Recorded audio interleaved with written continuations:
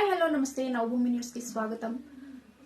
పెద్ద చెరువులో ఒకేసారి ముగ్గురు ఆత్మహత్యకు పాల్పడిన ఘటన తీవ్ర కలకలం సృష్టిస్తుంది.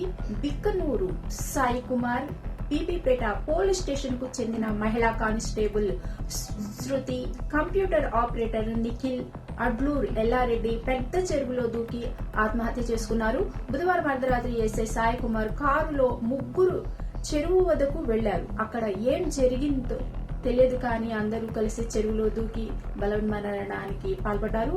అయితే పెద్ద చెరువు వద్ద కారు ఆగి ఉండటాన్ని గమనించిన స్థానికులు అక్కడికి వెళ్లి పరిశీలించారు. సాయి కుమార్, శృతి, నిఖిల్ చెప్పులు, సెల్ ఫోన్లు ఉండడాన్ని గుర్తించి ఆత్మహత్యకు పాల్పడినట్లు భావించారు. వెంటనే పోలీసులకు సమాచారం అందించారు. పోలీసులతో పాటు విషయం తెలుసుకున్న జిల్లా ఎస్పీ సింధు శర్మ సైతం అర్ధరాత్రి సంఘటనా స్థలానికి చేరుకున్నారు. గజ ఈతగాళ్ల సహాయంతో వారి కోసం గాలింపు చర్యలు చేపట్టారు. కాగా గురువారం తెల్లవారుజామున శృతి, నిఖిల్ మృతదేహాలు గజ ఈతగాళ్లు బయటకు తీసుకువచ్చారు.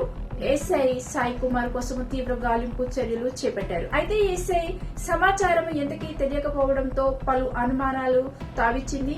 అనంతరం ఇవాళ ఉదయం 8:30 ఎస్ఐ సాయి కుమార్ మృతదేహం సైతం లభ్యమైంది. ఎస్ఐ స్వస్థలము మెదక్ జిల్లా కొల్చారం కాగా గాంధారికి చెందిన శృతి 10 ఏళ్లుగా కానిస్టేబుల్ విధులు నిర్వహిస్తున్నారు. శృతికి వివాహం జరిగి విడాకులు తీసుకున్నారు.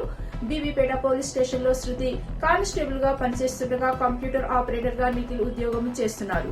ఎస్ఐ సాయి కుమార్ కు కానిస్టేబుల్ శృతికి గతంలోనే పరిచయం ఉంది. సాయి కుమార్ 2 ఏళ్ల క్రితము బీబీపేట ఎస్ఐగా పనిచేసిన సమయంలో శృతి అక్కడే పనిచేశారు. ఆమెకు అప్పటికే వివాహమై భర్తతో విడాకులు కూడా తీసుకున్నారు. దీంతో సాయి కుమార్, శృతి మధ్య పరిచయము వివాహేతర సంబంధానికి దారితీసిందన్న ఆరోపణలు ఉన్నాయి.